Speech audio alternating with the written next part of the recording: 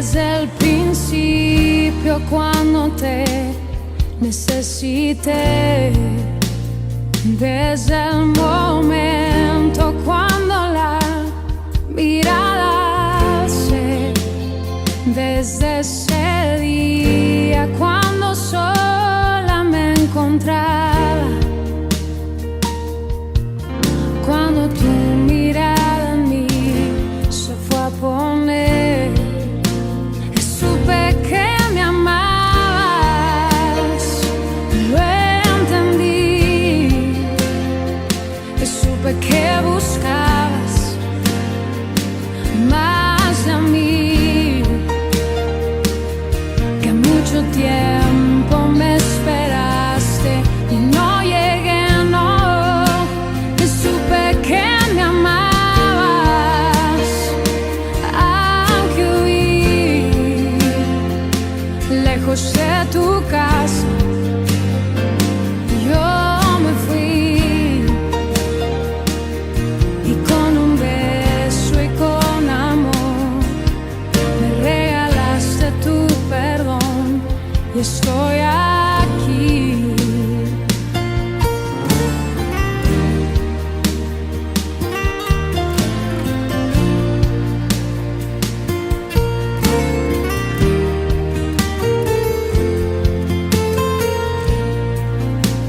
Y cuando lejos me encontraba, te sentí, sabía que entonces me cuidabas y te oí, como un susurro fue tu voz en el silencio. Cada día me atraías hacia ti, supe que me amabas, lo entendí, supe que buscabas más de mí, que mucho tiempo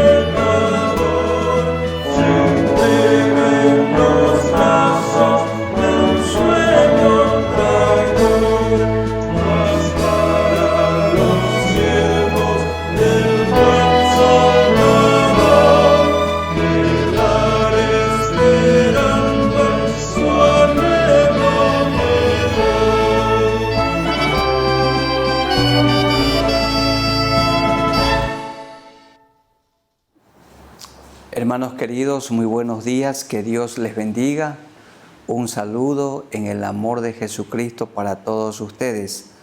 Amigos también, bienvenidos para participar de este mensaje de la palabra del Señor, con el tema La vida que agrada a Dios, o una vida que agrada a Dios. En este capítulo 4 de Primera a los Tesalonicenses, tenemos que preguntarnos, ¿cómo quiere Dios que viva su iglesia? ¿Cómo quiere Dios que viva su pueblo? ¿Cómo quiere Dios que viva usted? ¿Cómo quiere Dios que viva yo? ¿Cómo debe ser su hogar? ¿Cómo debe ser mi hogar? ¿Cómo debe ser nuestro hogar? Debe ser una vida agradable delante de Él. Y vamos a mirar en este capítulo 4 qué implica esa vida agradable a Dios.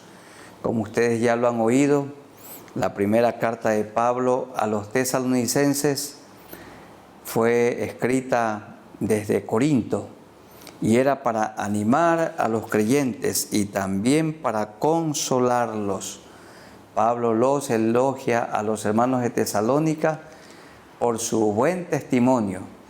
Dice el versículo 6 del capítulo 1, y vosotros vinisteis a ser imitadores de nosotros y del Señor, recibiendo la palabra en medio de gran tribulación con gozo del Espíritu Santo, de tal manera que habéis sido ejemplo a todos los de Macedonia y de Acaya que han creído. Porque partiendo de vosotros, esto es hermoso, partiendo de vosotros, ha sido divulgada la palabra del Señor, no solo en Macedonia y Acaya, la provincia romana, sino que también en todo lugar vuestra fe en Dios se ha extendido, de modo que nosotros no tenemos necesidad de hablar nada, porque cada tesalonicense, cada creyente de Tesalónica predicaba el Evangelio. Cada uno cumplía con su rol. Cada miembro de la iglesia cumplía con la gran comisión que el Señor ordenó. Id por todo el mundo y predicad el Evangelio a toda criatura. Y esta ciudad importante, como de 200,000 habitantes, puerto principal allí en Europa, dentro del mar Egeo, junto al mar Mediterráneo, en el mismo centro, corazón de la tierra, allí el Evangelio se expandió, porque cada creyente era un testigo, cada creyente era un atalaya, cada uno un predicador. Y Pablo tiene palabras de ánimo, de elogio, de consolación para esta iglesia. Y el capítulo 3 y 4 habla mucho de la práctica, de la doctrina que el Señor nos ha dado. Y vamos a estudiar el capítulo 4. Y en el capítulo 4 y el capítulo 5, los versículos 1 al 11, este tema tiene 5 partes. La vida que agrada a Dios. ¿Cómo es una vida que agrada a Dios? En primer lugar, apartada de fornicación. En segundo lugar, en una vida que agrada a Dios, abunda el amor fraternal, abunda el amor más y más. Tercero, una vida que agrada a Dios es una vida que tiene tranquilidad económica. En cuarto lugar, es una vida que tiene esperanza del retorno de Cristo. Y en quinto lugar, es una vida que vela y que es sobria. Dice Pablo, velemos y seamos sobrios, porque la venida del Señor se acerca. Vamos orando al Señor para que Él nos dirija en este bosquejo que hemos anunciado. Soberano Señor, acudimos a ti en el nombre de nuestro Señor Jesucristo y siempre guiados por medio de tu Santo Espíritu. Gracias por este tiempo de meditar en tu palabra, en este culto dominical. Háblanos, Señor, que seamos dirigidos por el Espíritu Santo de Dios a la interpretación correcta, la aplicación apropiada, las palabras apropiadas. Háblanos, Señor, por medio de este pasaje, por medio de esta pequeña carta de Pablo escrita a los hermanos de Tesalónica. En el nombre de nuestro Señor Jesucristo, buscamos tu edificación. En el nombre de Jesús. Amén. ¿Cómo es una vida que agrada a Dios? Pablo responde con 5 respuestas para esta ocasión. En primer lugar, una vida que agrada a Dios es una vida apartada de fornicación. Apartada de fornicación. Y vamos a leer los versículos 1 al 8. 1 al 8. 4, 1 al 8. Por lo demás, hermanos, os rogamos y exhortamos en el Señor Jesús, que de la manera que aprendisteis de nosotros, cómo os conviene conduciros y agradar a Dios, así abundéis más y más. Pablo reconoce que la iglesia de Tesalónica estaba viviendo santamente, pero les pide que abunden más y más, porque ya sabéis qué instrucciones os dimos en el Señor o por el Señor Jesús. La palabra instrucciones es un término militar y habla orden, mandato, mandamiento. Lo que Pablo nos va a dar aquí, guiado por el Espíritu Santo de Dios, son mandatos, mandamientos, porque ya sabéis qué instrucciones. Pues la voluntad de Dios es vuestra santificación, que os apartéis de fornicación. Este es el primer punto.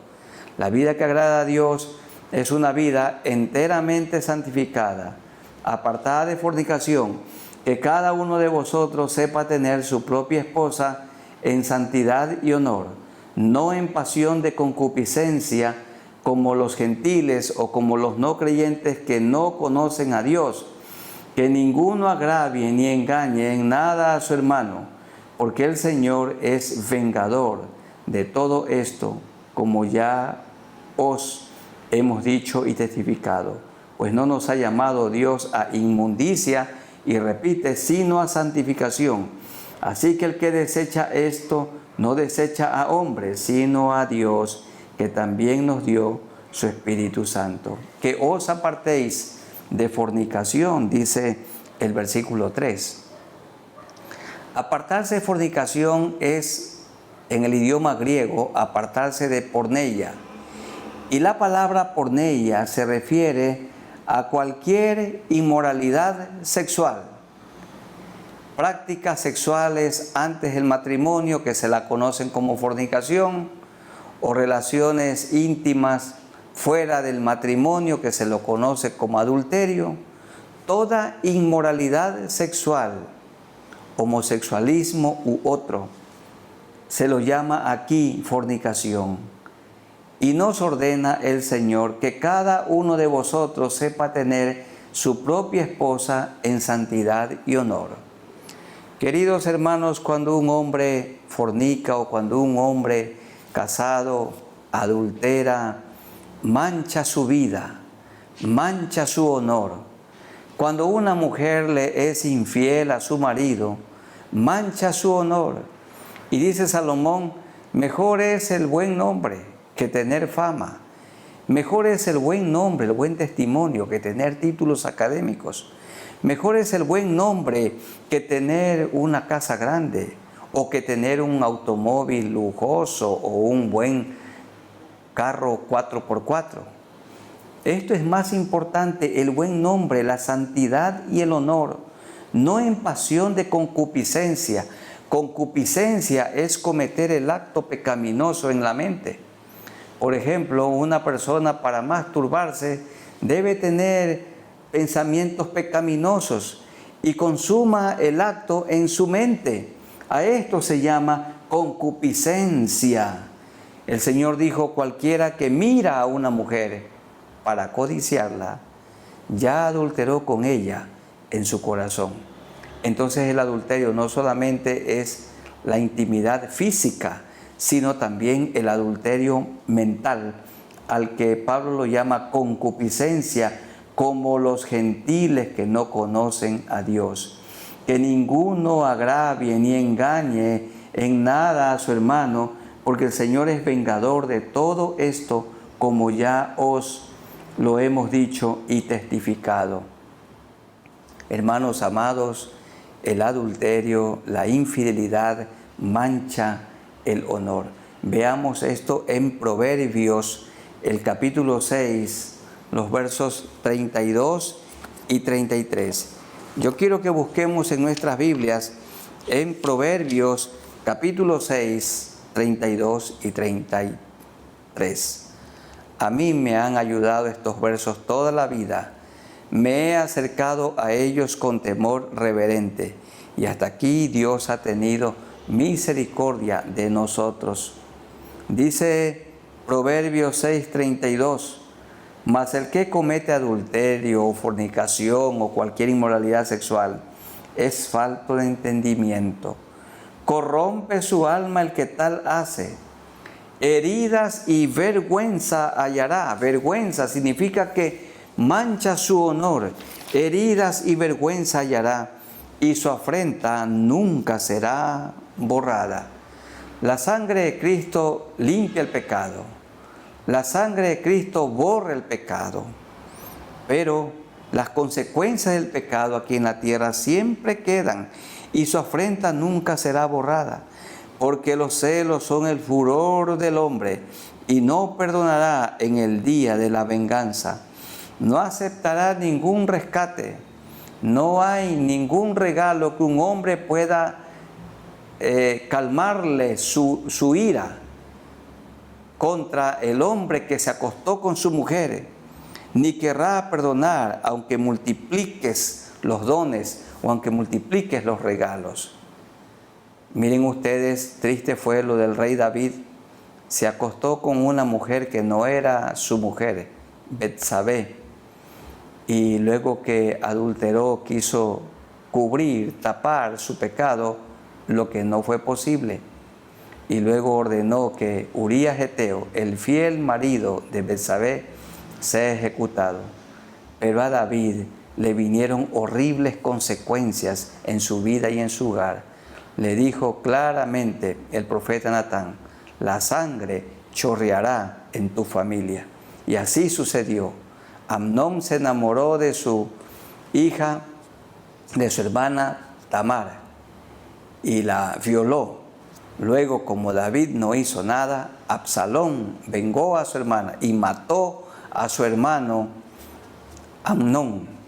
Y luego Absalón se rebeló contra su padre, el rey David, y lo quería matar. Y murió Absalón enfrentándose a su padre como muere un villano.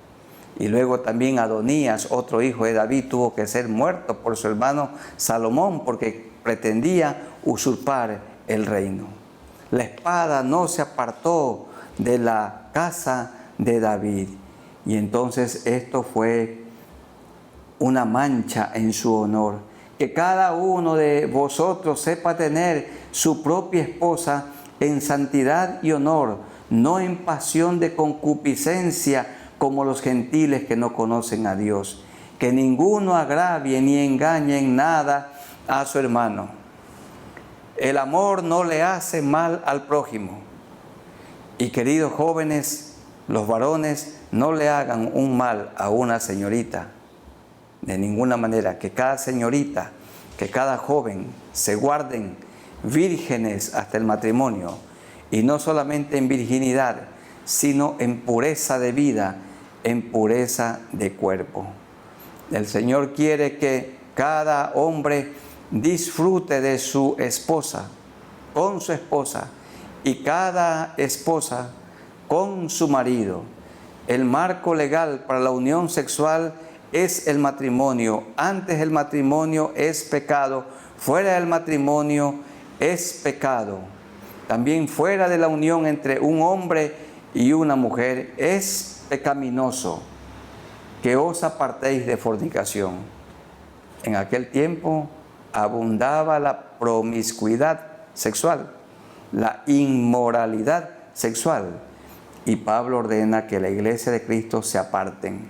Esto es, vivir una vida que agrada a Dios. En segundo lugar, una vida que agrada a Dios abunda en amor más y más. Dicen los versículos 9 y 10, pero acerca del amor fraternal, no tenéis necesidad de que se os escriba, porque vosotros mismos habéis aprendido de Dios, que os améis unos a otros. De esto se habla mucho aquí en Tesalonicenses, unos a otros. Y también lo hacéis así con todos los hermanos que están por toda Macedonia. Pero os rogamos, hermanos, que abundéis en ello más y más. La iglesia de Tesalónica se amaba. Los hermanos tenían amor los unos por los otros.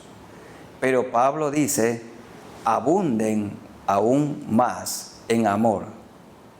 El amor es la deuda que nunca terminaremos de pagar.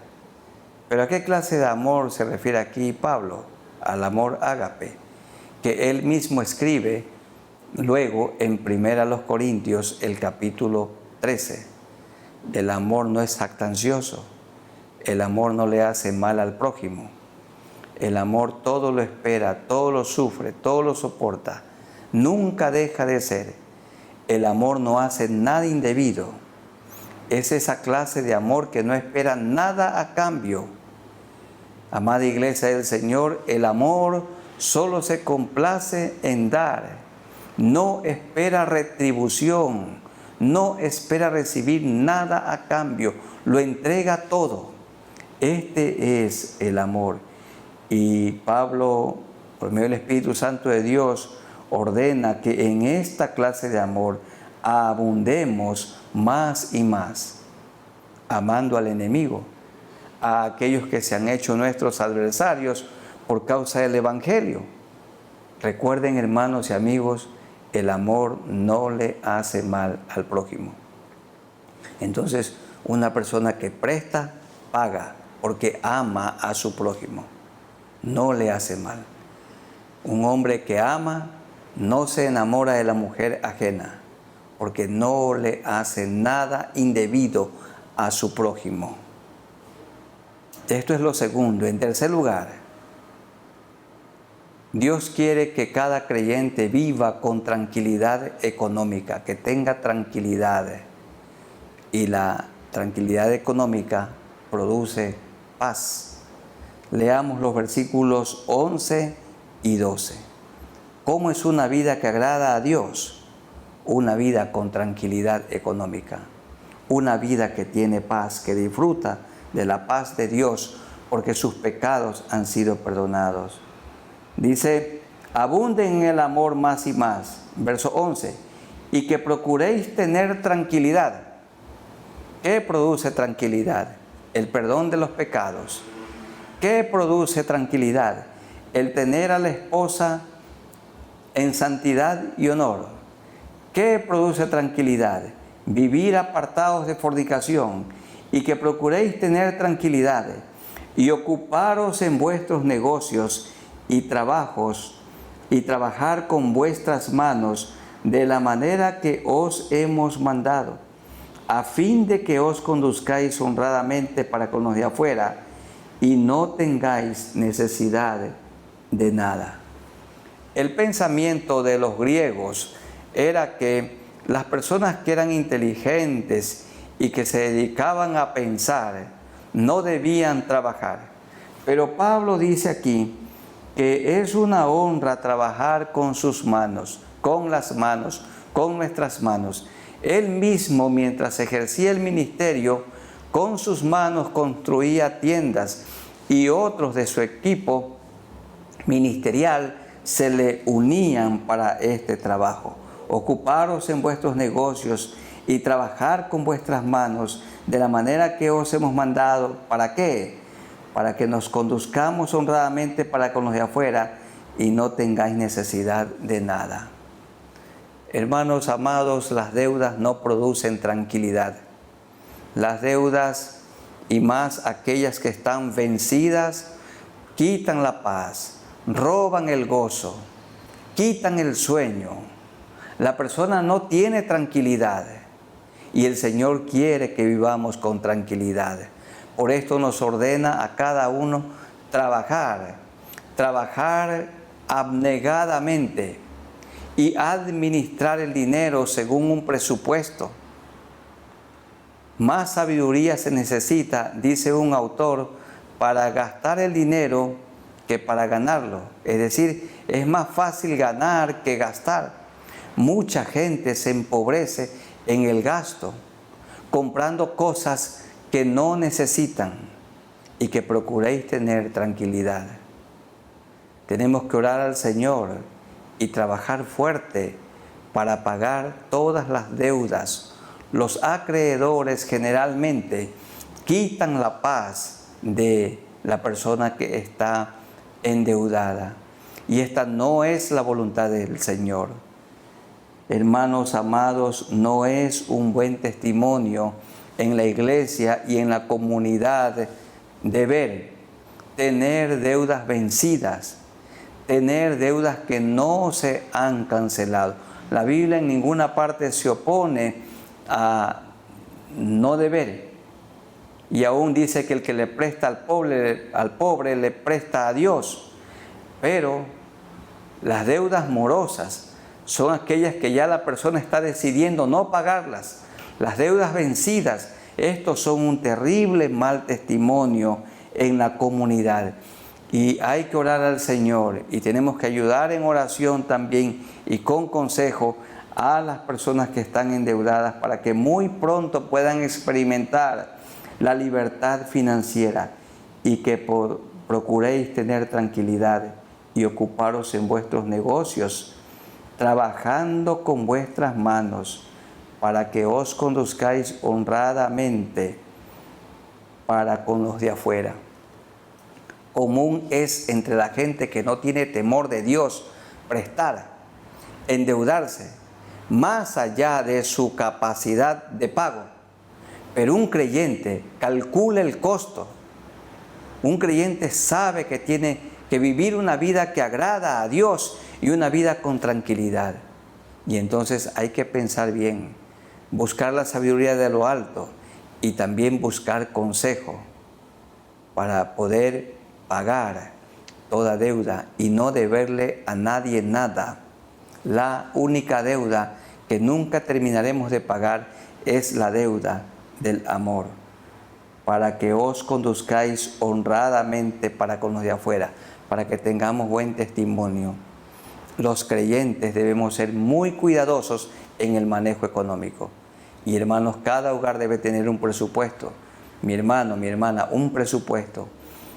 Todo lo que nos ingresa y todo lo que nos egresa. Y el primer egreso debe ser la parte de Dios. Porque Jesús dijo, denle al gobierno la parte del gobierno y a Dios la parte de Dios. Las personas que hemos aprendido a dar, a contribuir, a entregar la parte de Dios, nunca nos ha hecho falta nada, porque Él es bueno y para siempre su misericordia, para que os conduzcáis honradamente para con los de afuera y no tengáis necesidad de nada. Hay familias que viven muy bien con poco y hay otros que viven endeudados con mucho. ¿Qué marca la diferencia? La manera como se administran los recursos.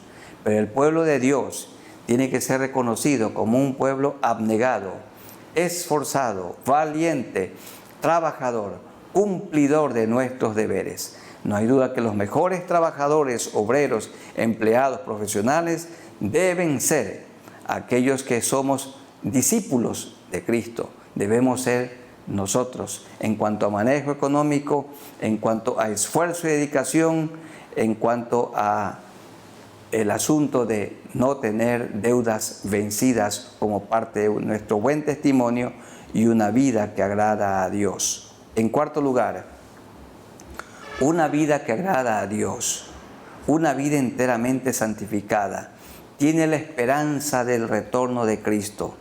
Y esto queremos leer en los versículos 13 hasta el 18. Vamos a ir leyendo y explicando. tenían unas preguntas los hermanos de Tesalónica para con Pablo. ¿Cuál era la pregunta? ¿Qué sucedía con los hermanos que morían? ¿Qué iba a pasar con ellos? Y Pablo les responde en el 4:13, tampoco queremos, hermanos, que ignoréis acerca de los que duermen. Aquí duermen es de los que mueren, para que no os entristezcáis como los otros, los no arrepentidos, la gente del mundo que no tienen esperanza.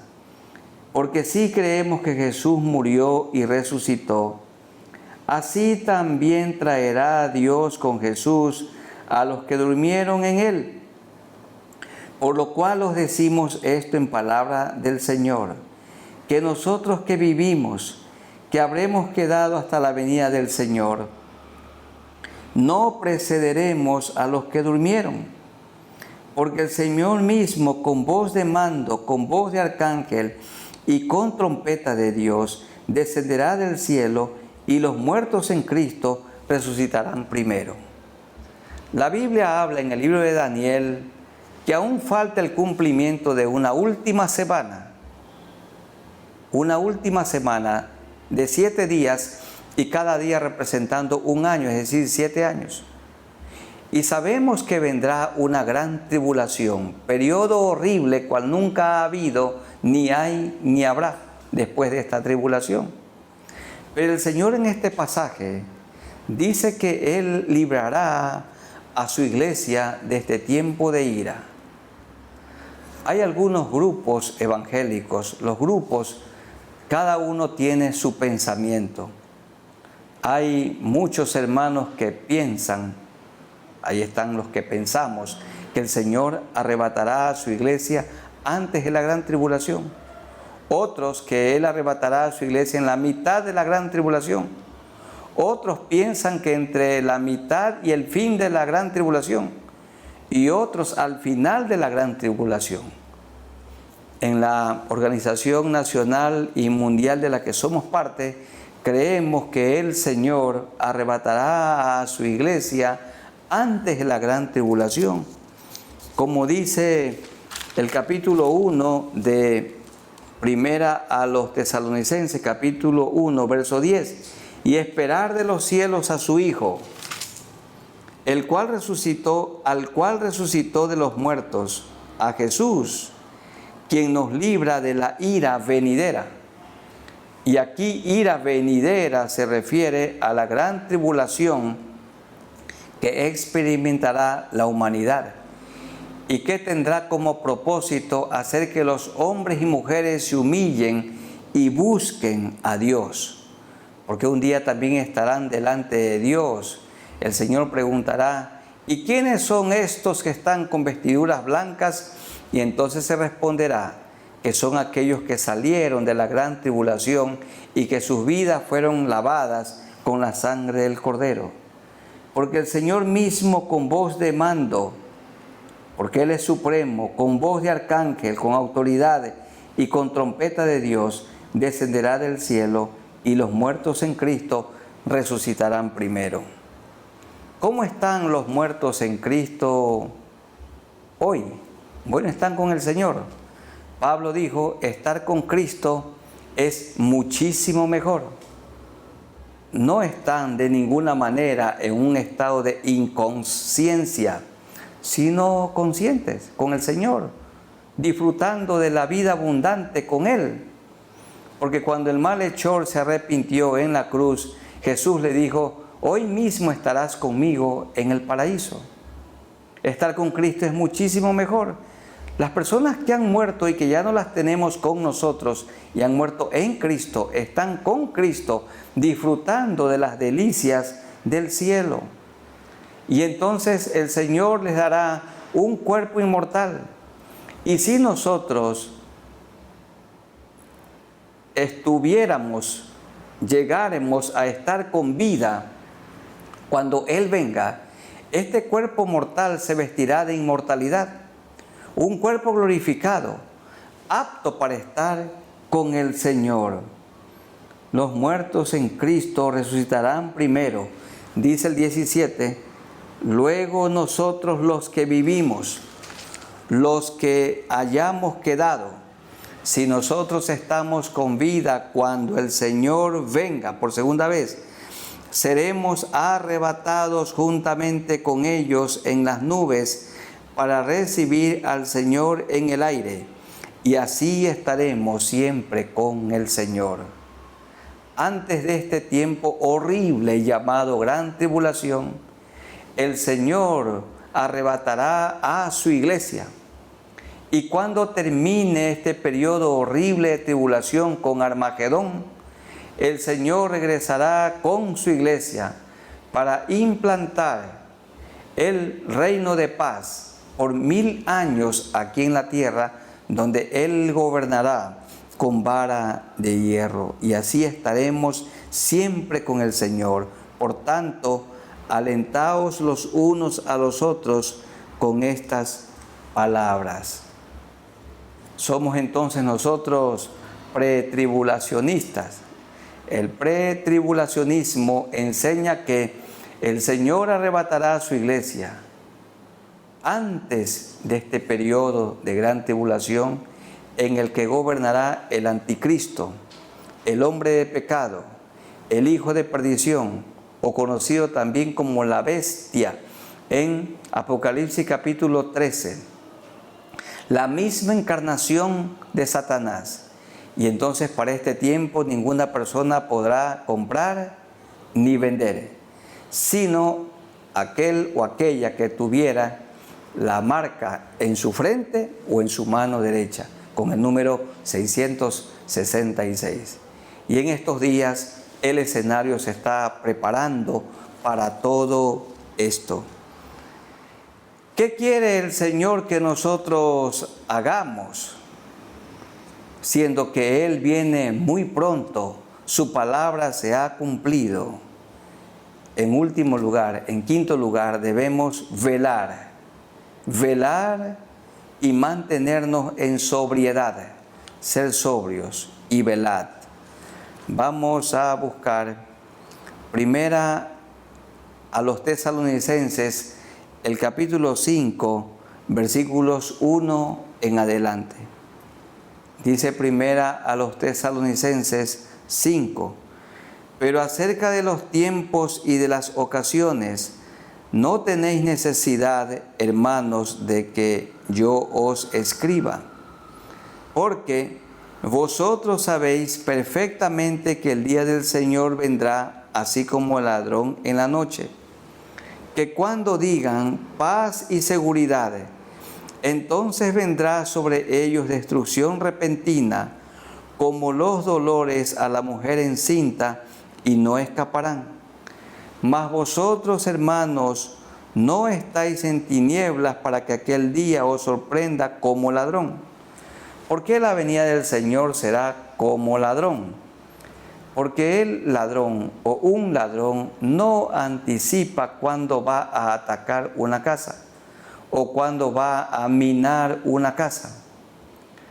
Cada dueño de casa, cada familia debe permanecer preparada, alerta, porque no sabemos cuándo vendrán estas personas. Así tampoco nosotros no sabemos cuándo Él va a venir. El día y la hora nadie lo sabe. El tiempo lo conocemos, el día y la hora no. Por esta razón, el Señor nos insta para que nosotros estemos preparados. Mas vosotros, hermanos, no estáis en tinieblas, verso 4, para que aquel día os sorprenda como ladrón. Porque todos vosotros sois hijos de luz e hijos del día. No somos de la noche ni de las tinieblas. Por tanto, aquí está la exhortación. No durmamos como los demás, sino velemos y seamos sobrios.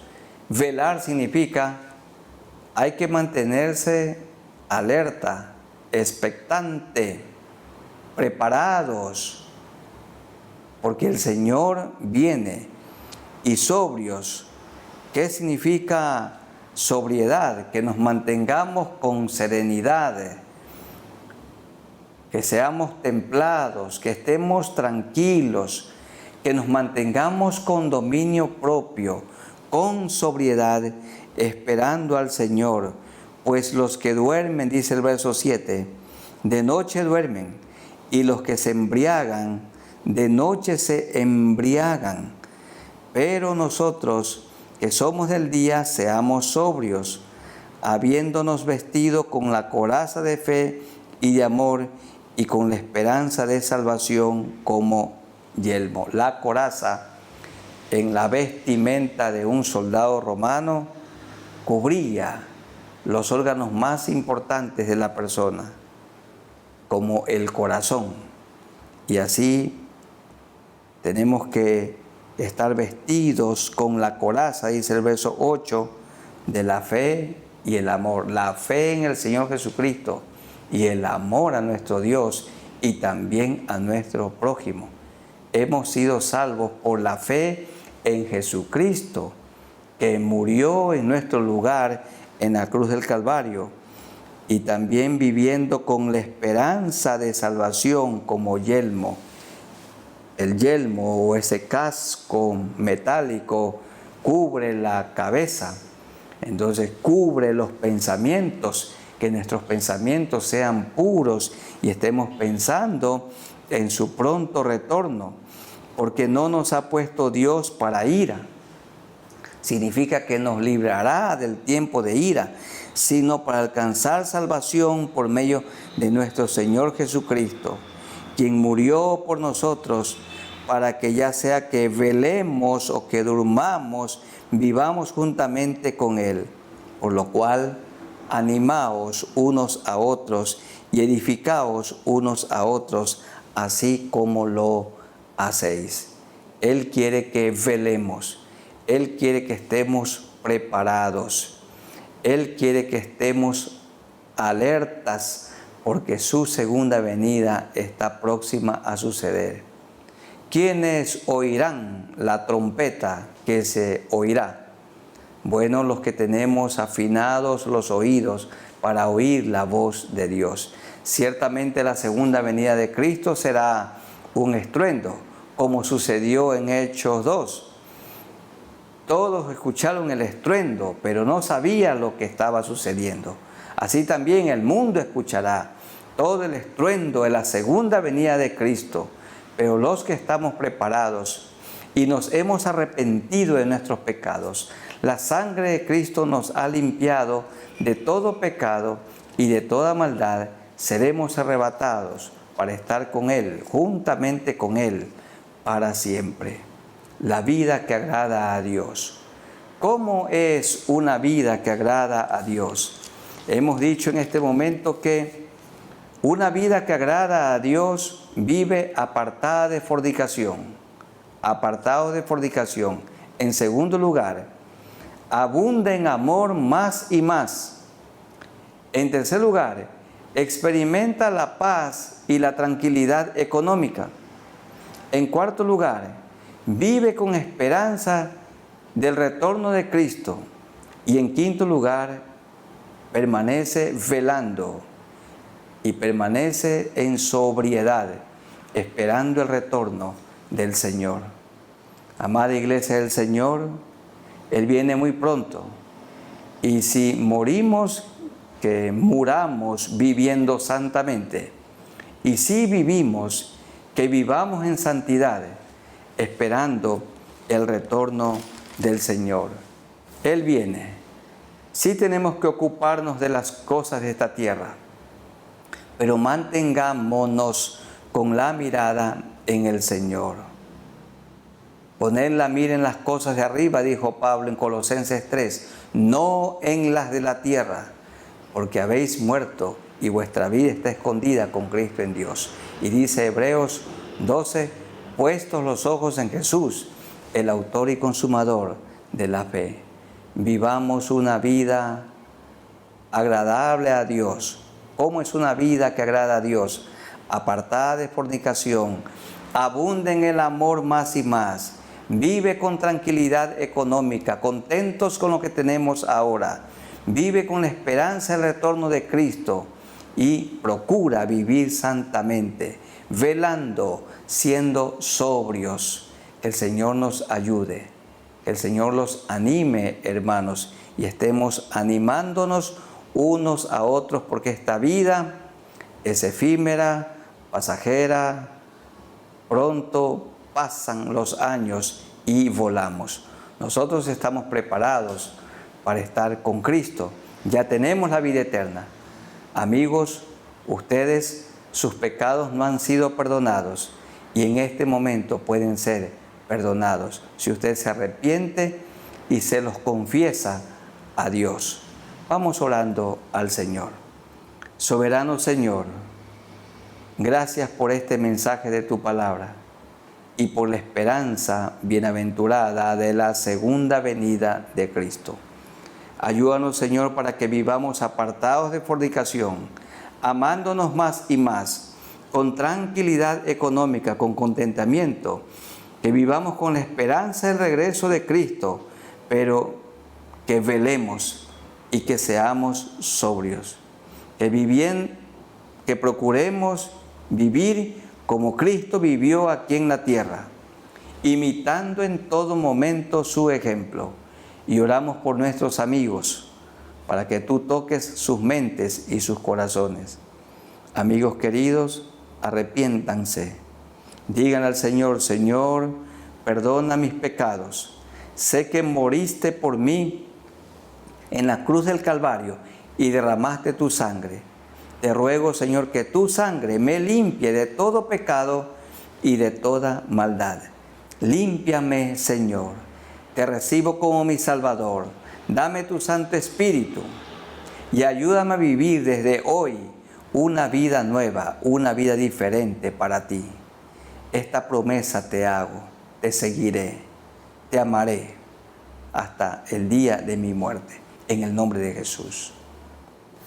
Y Señor, oramos para que estos nuevos creyentes se puedan congregar con nosotros, que se puedan congregar, Señor, en la iglesia, la congregación de la que somos parte, o también, Señor, en una iglesia donde le puedan enseñar la palabra de Dios, la vida de Jesucristo, para que puedan disfrutar de una vida abundante. Ayúdanos, Señor, a mantenernos con la mirada en ti, viviendo una vida que te agrade a ti, que vivamos en santidad y honor, en el nombre de nuestro Señor Jesucristo. Amén. Amada Iglesia del Señor, que Dios los bendiga y los guarde. Vivamos apartados de fornicación, abundando en el amor más y más, con tranquilidad económica, con la esperanza de la segunda venida de Cristo y velando en oración, velando en la palabra, velando en la predicación del Evangelio, cumpliendo la gran comisión. Estemos alertas, porque quizás nosotros seamos la generación que esté presente en el retorno del Señor. No lo sabemos, pero estemos preparados con una vida santa, justa e irreprensible delante del Señor. Un abrazo para todos ustedes. Amén.